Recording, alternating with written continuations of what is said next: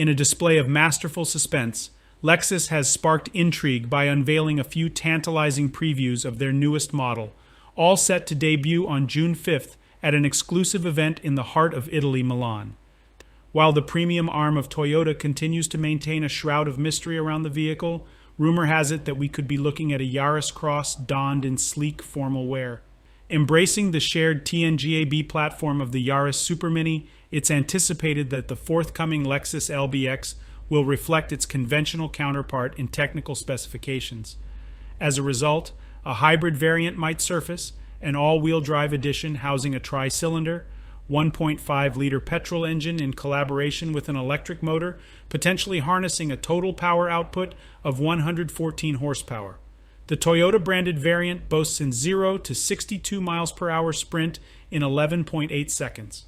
Alternatively, a non-hybrid front-wheel drive model may also materialize, with the 1.5-liter engine transferring a respectable 123 horsepower to the front wheels.